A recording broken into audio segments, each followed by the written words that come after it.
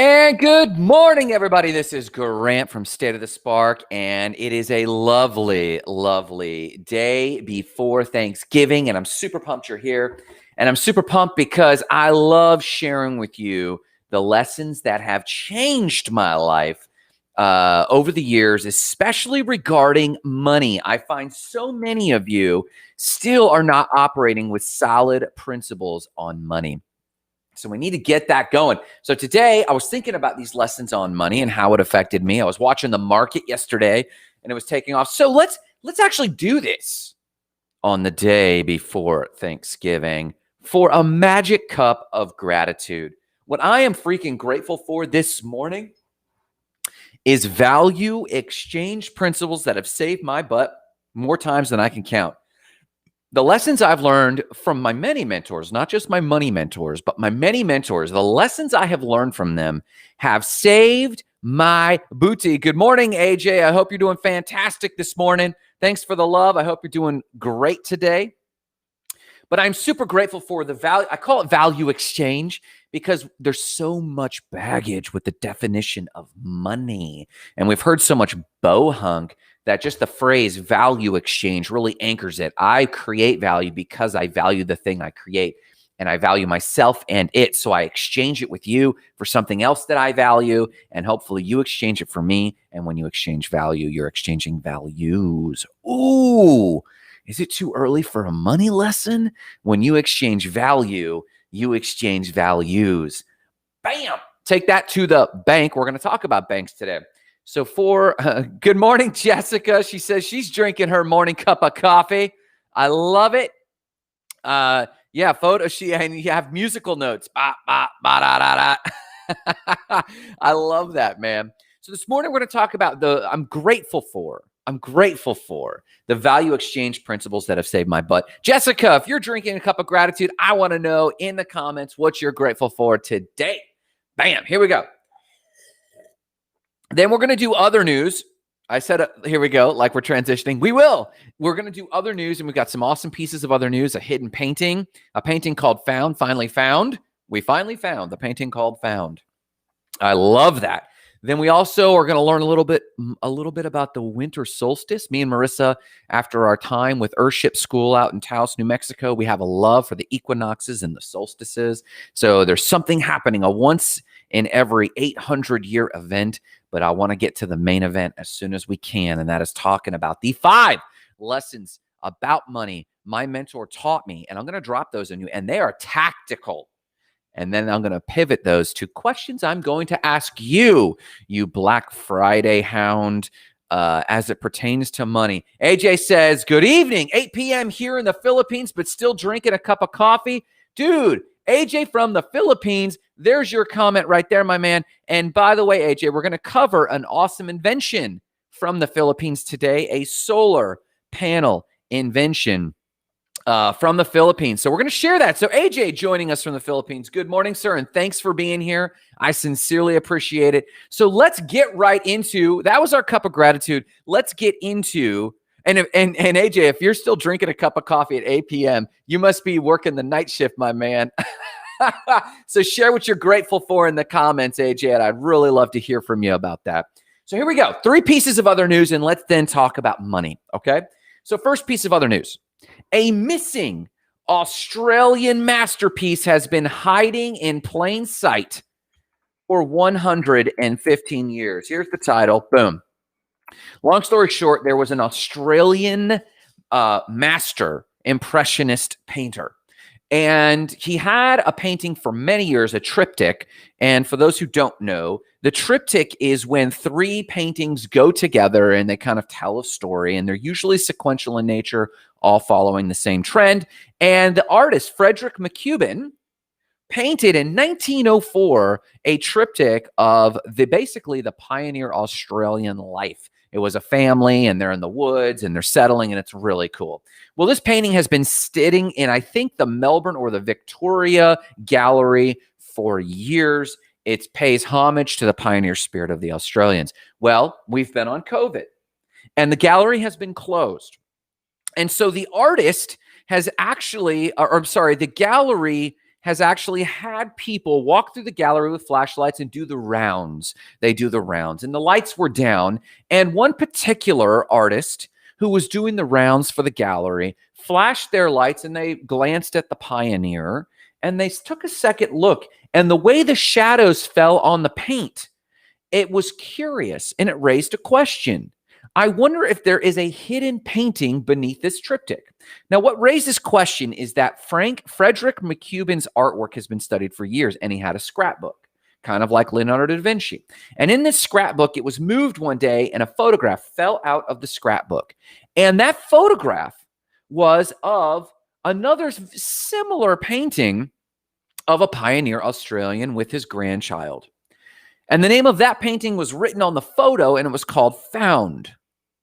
So this raised some questions when this modern art gallery person walking through the art gallery during COVID, when the lights were down, flashed a flashlight on the painting as they were making their rounds and was curious, is this hidden painting under there? And sure enough, they actually did some spectroanalysis and found that the painting found was beneath the triptych known as the Pioneer. And the reason it's called Found is they believe the artist intended, because the style of Found is nearly the same as the style of the triptych. They have found this painting within a painting. And so double dip for the Victoria Gallery of Art, or whatever it's called. It's a very interesting discovery of how they came across and how COVID actually lent itself. Jessica actually says, good morning. Today, she is grateful for her recent connections that have made with professionals in the holistic medicine community. Jessica, just on a personal note, I'd love to hear more about that. Thank you so much for encouraging me to do so in our coaching session, Grant. Yesterday, I was invited to become a coach with an amazing organization. I have the opportunity to teach art classes as well as coach clients. Boom! Coaches helping coaches. And you guys know, a few people have reached out to do some coaching in December. Thank you. Coaching is my passion, and we hope to coach coaches. And Spark Sites is going to help coaches with their websites, and Spark Bookkeeping helps coaches. We're only going to reach our mission to ignite lives of explosive significance. Our mission is to reach 1 million people with a positive message that activates their vision. How are we going to do that?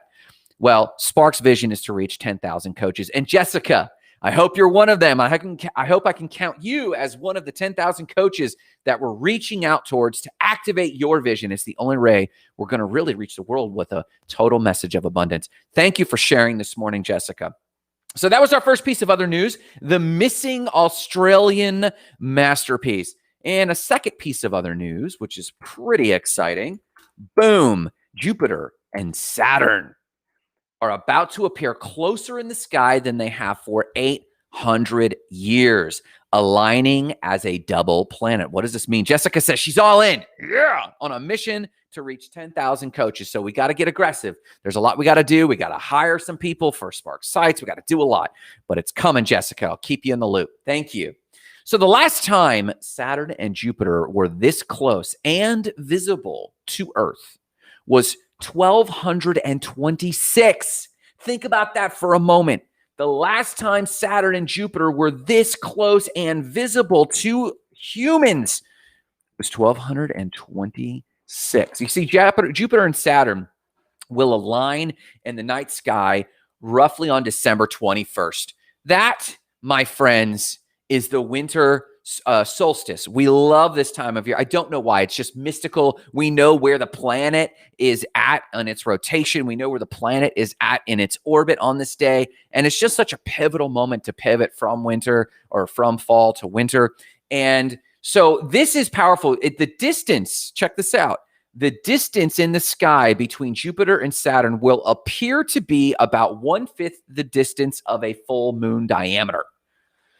That's a lot, meaning they're going to be so close it's going to look like one big planet. It's such a great time to go by a telescope. I'm telling you, if you have any desire at all to know what's going on in the astral plane, by that I mean astrological plane, I recommend you buy a telescope, because our data today and NASA and science and satellites, it's revealing so many spatial anomalies that we can actually observe. So the distance will appear between these planets to be a fraction, and we can hardly see the distance between Jupiter and Saturn. But here's a fun fact.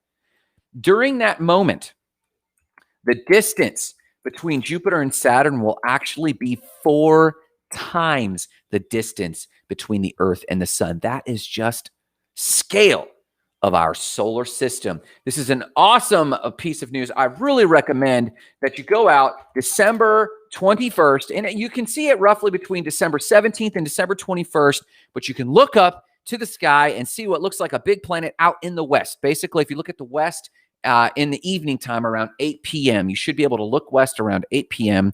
on December 21st and see a huge celestial event. Check that out. And our last piece of other news, throw in a hat tip over here to our viewer this morning, AJ. AJ popped in from the Philippines. AJ is from the Philippines, and our news right now about this solar panel came from an engineering student in the Philippines. His name is Carvey Mague, M-A-I-G-U-E. AJ, correct me, I'm probably saying this guy's name wrong. He is an electrical engineering student who had the brilliant idea to create a solar panel that works very much like a leaf. This has been a conversation going on for a long time, but it looks like this engineering student, Carvey Mague or Mague, I'm probably saying his name wrong, actually came up with this. He is also the winner of the first James Dyson Sustainability Award for $35,000. Long story short, there's a big problem with solar panels, and that is if it gets cloudy, they stop collecting light. And in short, we've been trying to solve for how to collect ultraviolet light, which is unseen and is there during cloudy days anyway. Well, this young engineering student, Carvey, actually was able to do this by combining organic luminescent particles that absorb UV light and convert it to visible light. So basically, he had the idea to take rotted fruit and harvest it, come up with an organic luminescent particles. They are put into a resin on a layer, and they collect ultraviolet light and turn it into regular light. Once they turn it into regular visible light, then that can be turned into energy. It is a brilliant invention straight out of the Philippines, and a 3-foot by 2-foot panel, which can be clear and done as a window panel. There's a shot of him installing a 3-foot by 2-foot solar panel in a window. So light can actually pass through this window, and it can also then generate enough electricity. It can generate enough wattage per day to charge 2 cell phones. Now, in the developing world, this is huge. But if you think about applying this to high rises in any city, this can actually generate a significant amount of electricity right on site. And that electricity can move from the windows to a wall battery or an inverter of some kind and actually charge the building during the day. Brilliant, brilliant invention coming straight out of the Philippines. And here's the thing. When a lot of Americans, I will speak to a lot of Americans. I have a virtual assistant. I've had multiple virtual assistants from the Philippines, and we're even adding more right now. I know that people in the Philippines are advanced, but a lot of Americans don't realize they think of the Philippines as an underdeveloped or developing country, not as a developed one. And here they go. Who are you? What did you do with COVID? Sleeping on inventing things. Meanwhile, Filipinos using ingenuity as an engineering student, inventing awesome things from all over the world. I'm pumped about that, man. It is an awesome, awesome invention. So give this guy, Carvey Mague, a high five or hand clap. Celebrate inventors from all over the world learning and growing and making our world better. That, my friends, is today's version before Thanksgiving, our version of other news. Let's talk about the 5 money lessons my money mentor taught me that apply to Black Friday. Here we go. Now, since the viewers today are from all over the world and not just America, you might not know about Black Friday. And let's just talk about Black Friday from another American's view real quick. So Thanksgiving is Thanksgiving. And we used to love getting Wednesday, Thursday, Friday off of school, or maybe the whole week off of school and spending it with downtime with family. And when you had that much time with family, it was fantastic. And then Black Friday came around and said, well, hey, you know, by the time Black Friday comes around, you guys are going to be stir crazy. So let's come up with some discounts and deals and sales. And so Friday day, you would go in and the stores would open to significant discounts. Now, that would started out being normal business hours. Then it backed up to early morning hours. Then it backed up to midnight. And then it backed up to now into Thursday. Black Friday deals happen on Thursday. And some companies make a huge amount of money during that time. I hear it. On top of that, Thanksgiving holidays was shortened from a full week to Wednesday, Thursday, Friday to now Thursday, Friday to now because of Black Friday. Many families are actually working. So really Thanksgiving for many people is only Thursday. So the familial celebration has shrunk. The capitalistic, the beast of capitalism grew. And now we have Black Thursday, Friday. I prefer Small Business Saturday, but that's there. And then we have Cyber Mondays. So that's the primer for what I'm about to say. So let's put that on the shelf real quick and jump over to my wealthy mentor. You see, I had a multi-million-dollar wealthy mentor in Vero Beach, Florida. I was fortunate enough to come under him. I had lost one job. I was boohooing in my coffee, and I went to a real estate, a coffee shop, and that coffee shop was part of a shopping center. And a guy walked in, and through a series of conversations, we realized that this guy wasn't the maintenance guy. He was actually the multi-million-dollar owner of this property. And he was in a pair of overalls, and we talked a little bit, and on the spot, he offered me a job. And I felt that this was very much like the situation that Napoleon Hill had when he was offered by Andrew Carnegie to learn his principles of wealth, and he would have to invest the next 20 years of his life, but Andrew Carnegie would introduce him to people, and they made that decision. I felt the same way. I wanted mentoring on money. So this guy took me in, and I was a hard-headed, thick, religious butt of a bear. If, as one of my other mentors used to say, I'd rather be the butt of a bear than the head of a mouse. I was the butt of a bear in that moment where I was stubborn and I was hard-headed, but this man taught me several lessons. And I was reflecting on those lessons this morning because they've paid off so well in our business, in our real estate investments, in our coaching and training, in our stock investments. And in fact, in COVID, we've had the biggest win we've ever had of our life as it comes to stocks. And I'll share just a little bit of that. I don't like to talk about our money too awful much, but I am very happy. I'm not trying to impress you. I'm trying to impress upon you the value of right money principles. So if you will, with me, observe together the 5 core money principles. And this is your moment right now to tag a friend or share with a friend of, if you want to sit with this guy, I watched him build a $4 million piece of property, prep it, and build that into a $20+ million sale, and how that money flowed through him. And I learned so much. So this is your moment. Tag a friend, share this live with someone who really needs to hear the 5 money principles from a no shit millionaire real estate developer mentor who's spoken to my life, and my reflections on how that affects my paradigm about Black Friday. So let's talk about this real quick. Number 1, and this is like for all the money. And I'm going to actually put these in the comments as well. So like, share, comment, reply to these as you have thoughts, and as it triggers some thoughts in you. Make this a dialogue, okay?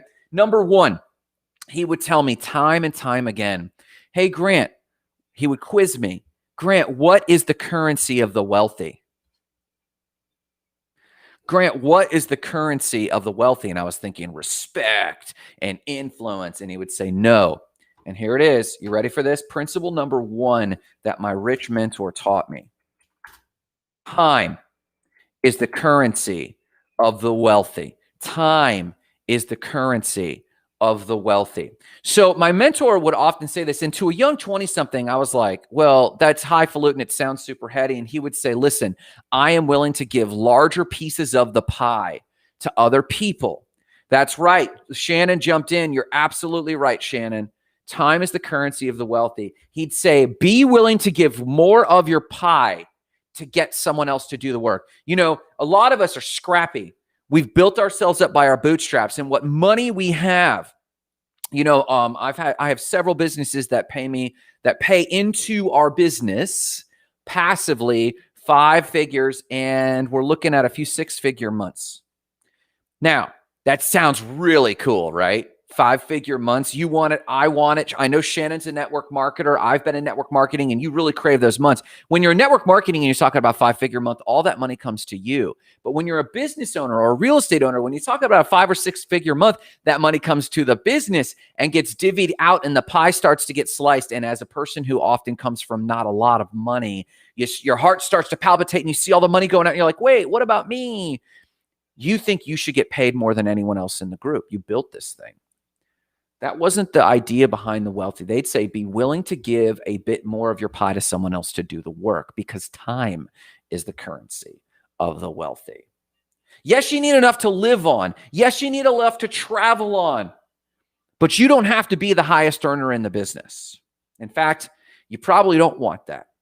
A lot of architecture firms, they've got a board making a ton of money, but based on salary and earned income, there's probably an architect who's grinding it out, doing the hours, working nights and weekends, actually doing the architecture work.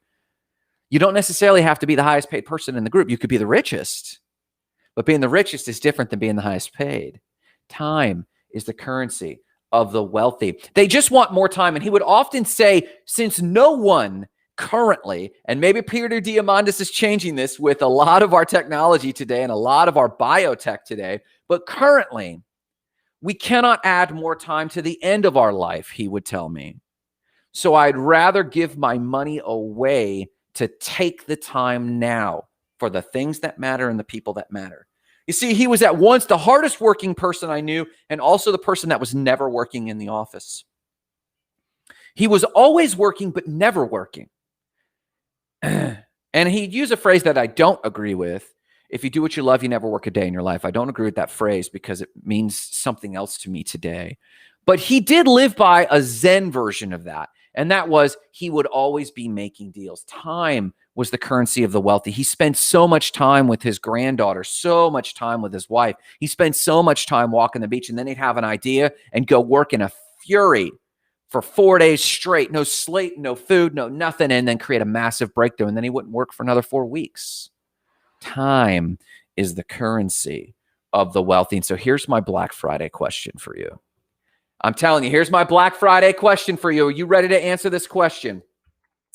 Is the time you're spending in the Black Friday rush and tumble, is it being invested in something that adds more time to the end of your life? Or will it truly enrich the moments you have with those who matter more? I will have a caveat here. I did know a person who was another mentor of mine, and he loved getting up early on Black Friday with his family. Now, what he would do, he was a wheeler and dealer, among other things, but he loved time with his daughters and his family. So it wasn't about Black Friday. He loved being in the rush. They would get coffees and they'd walk around, they'd watch people act crazy, but they would make jokes, and it would be a time of family time because the whole family had that sort of attitude. So the question is the time you're spending on Black Friday in a rush looking for deals, is it going to add more time to you, or is it enriching the time you're spending with your family? Not for me and Marissa. We wouldn't touch that with a 10-foot pole. Maybe for you, if you're spending time with people that matter. I know that we did enjoy, when I managed a Starbucks, we really did enjoy sitting back, drinking coffee, watching the lines go crazy and watching the crazy humanity do its thing. It was fun to a point. But most rich people would say, oh God, no. Oh God, no. I'm not going to spend time like that. I'd rather spend more time with my family, or more time reading and learning, or more time just doing what I love, building my assets, building my business, investing in time, investing in life, investing in my garden, investing in my family. They would much rather be investing their time than spending it on Black Friday. Just a question in the comments for you. Here we go. Number 2, lesson from my millionaire mentor. Buy assets before you buy things. You see, this guy, some people would call him cheap. He would bring his coffee cup into the local coffee shop, and they get free refills. And he would take that, fill it up, and get a free he said, it's a free refill. That's not a rule. And they knew, because he was technically the landlord too. And he would take that, at the time, $2.50 for that coffee. He would literally take it out of his pocket and put it in a jar. And that money from that jar would eventually just get liquidated and put in the bank. He called it double savings.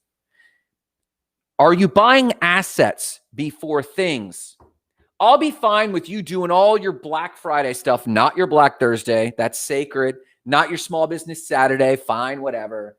I'll be fine if you buy assets with the same amount of energy before you buy things on Black Friday. Buy one share of your favorite stock. Buy a fractional share of your favorite stock through Acorns. Use the Acorns app where it will do this thing called Found Money. And basically it does this roundup. So it rounds up. If you spend 50 cents on something, it'll round up to $1 and those 50 cents get put away and buy fractional stock. Do something before buying doodads on Black Friday. Go out right now. Hey, Grant's giving me grief about buying stuff on Black Friday. Buy assets before things. Absolutely take your money and go buy at least a share of Apple stock or Tesla stock.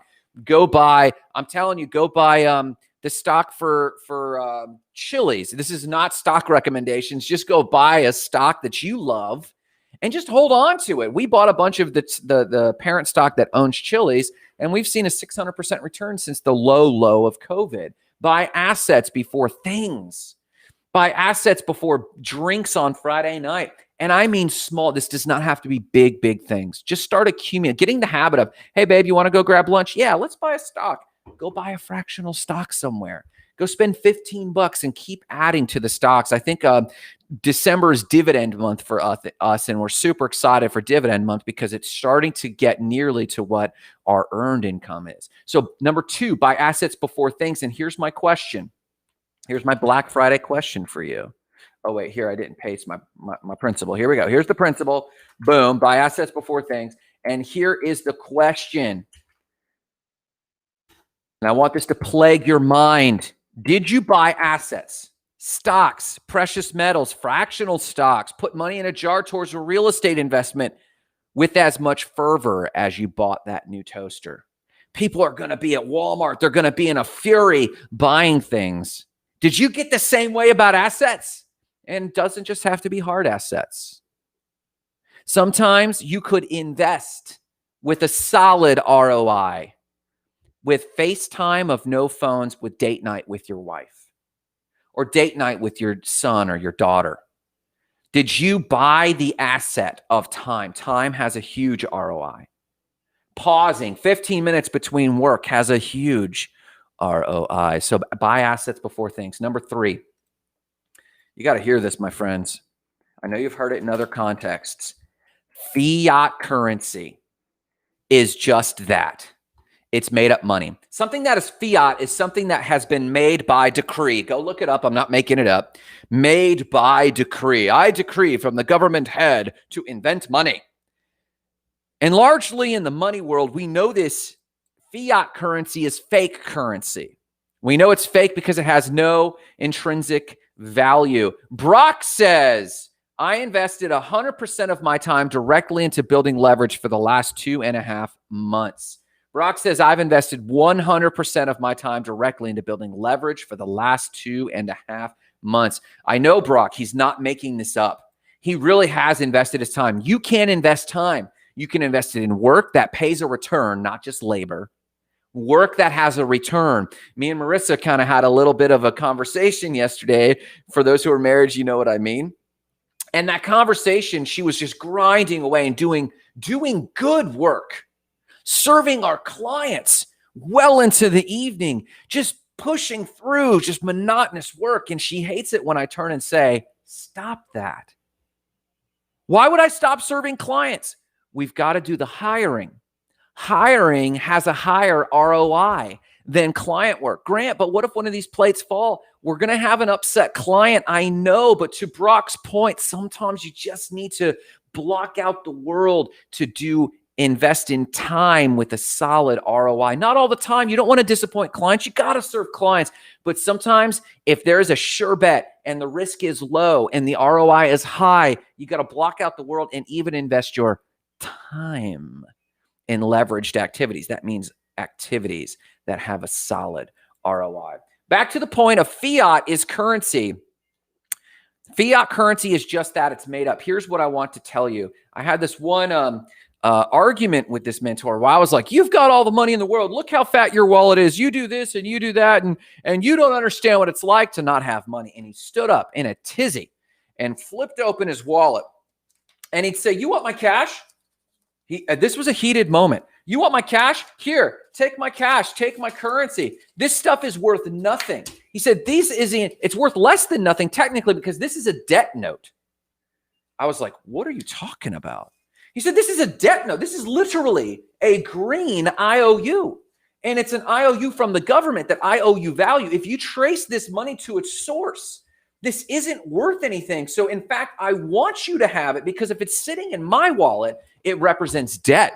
If it's sitting in your bank, it represents debt and it doesn't grow. You ever notice how people who take 20 grand and invest it in stocks seem to grow a little bit more, even if they take losses, if they invest it in the marketplace, not just a single stock, but if they dollar cost average and invest it, they seem to always grow a little bit more than your bank account. Yes, they grow between 8 and 13% a year, and your bank account grows at 0.1% a year, and you realize you could just buy less and less and less. And you ever notice that 20 grand when you look back in the account looks like 18? What happened? You borrowed from it and you didn't even think about it because it's just not worth that much.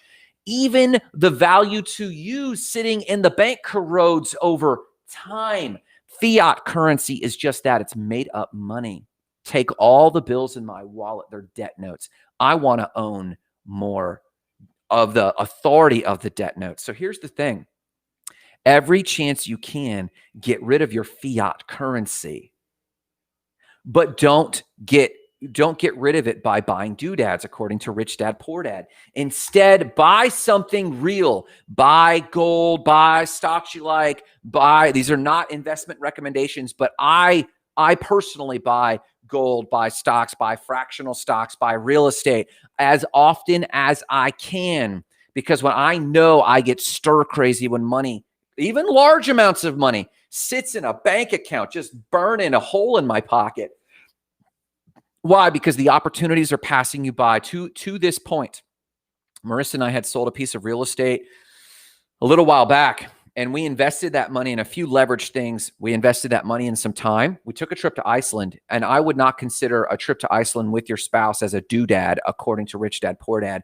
We didn't do the Instagram life. We spent time together, and we tried to grow together, and we tried to just spend time with one another. And to us, that is a time investment. So we spent some money on that. Then we spent some money on some investments. And then we had another big chunk sitting in the bank. Well, we watched COVID just tank the market. And we'll talk about the next principle in a second. But we saw that we should invest and we hesitated. But then we said, no, let's just do this. So we moved a huge chunk into the market. And I think we're up. I looked this morning, 189% on that investment in just 5 months. It's huge. That comes from the principle that fiat currency, dollar bills, y'all, cash in the bank, y'all, is fiat. It's made up and it's burning and it's decreasing in value. So as soon as reasonable, you want to exchange it for something more real. Not totally real. Real estate's not really real. You never really own it because you got to pay taxes on it. But you want to exchange it for something more real. So here is my question to you about Black Friday, knowing that fiat currency is just that. It's made up. It's this. Are you planning on using your fiat currency, your artificial money, to invest in or add something far more real in your life on Black Friday? My little brother, Clark, he and his boys, they fellowship over gaming. I would be okay in their scenario to buy a gaming console or a new game and play together so long as they made that an intentional familial investment.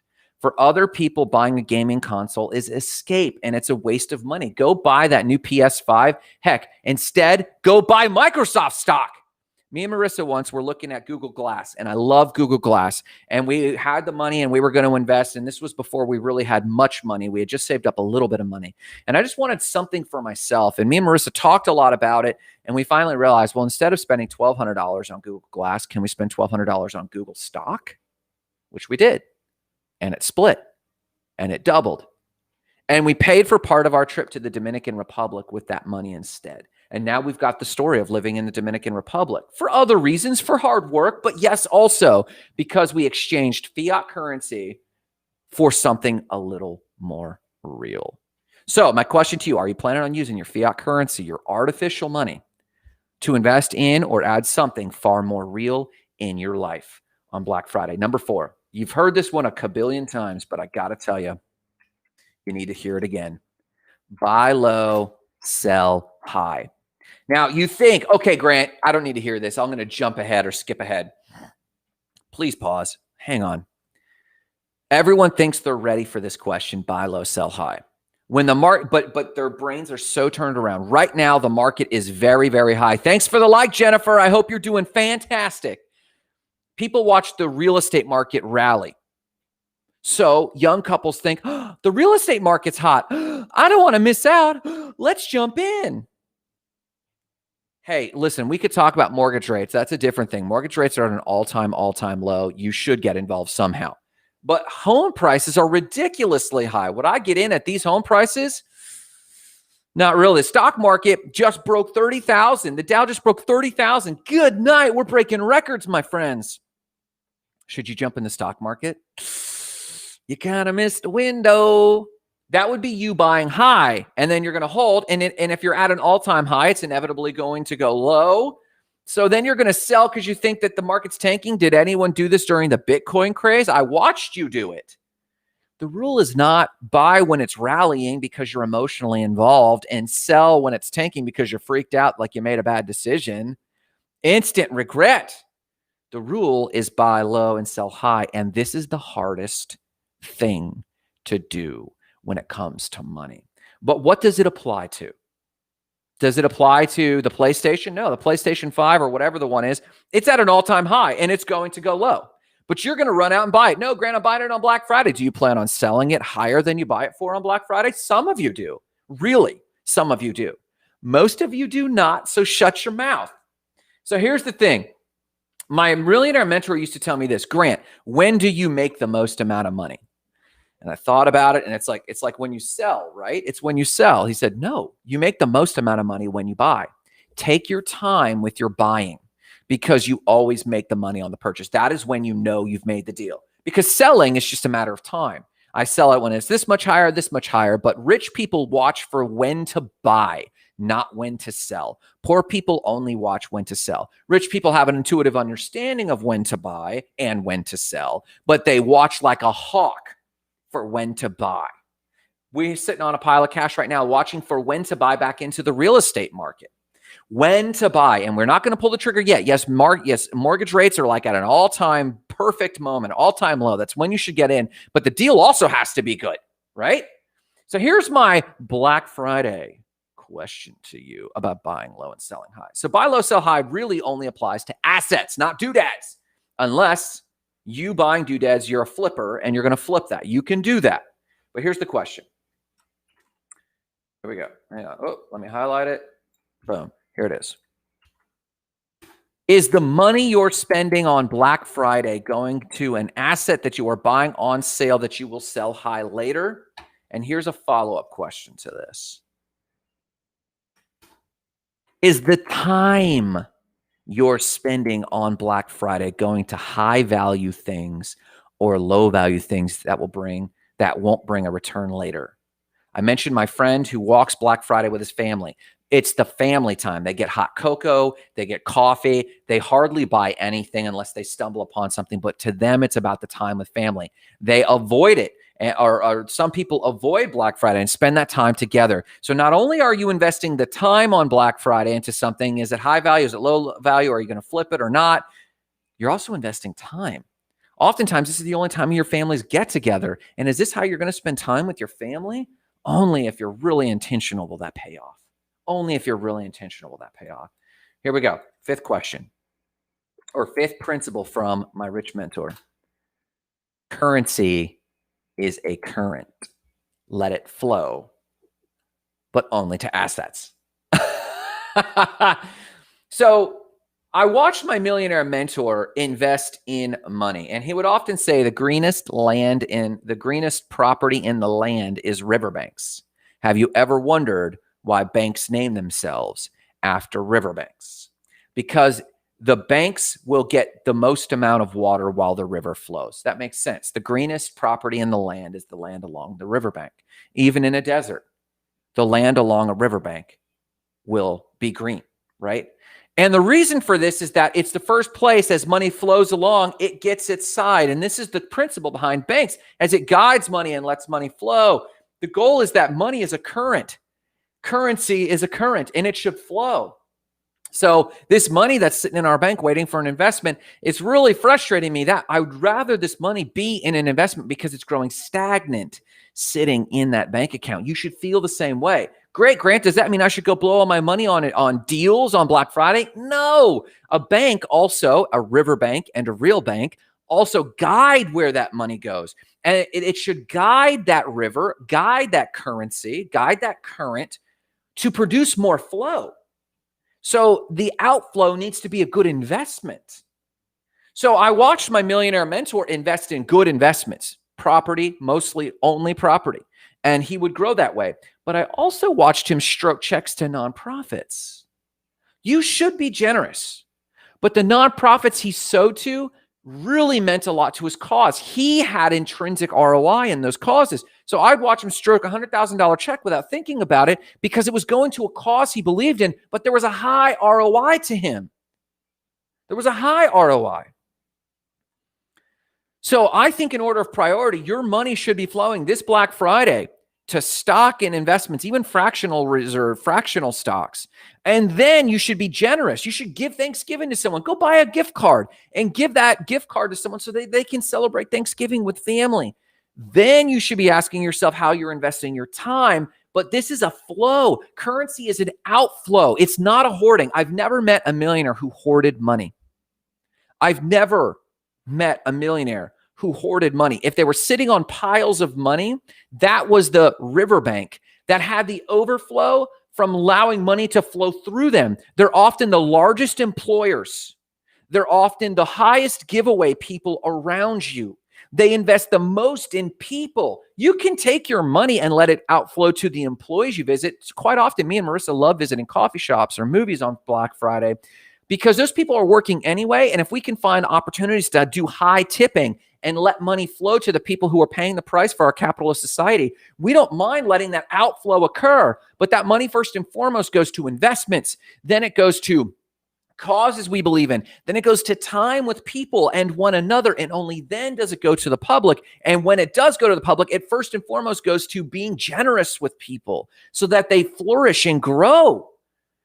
And then and only then would we go out and buy deals. So here's my questions for you.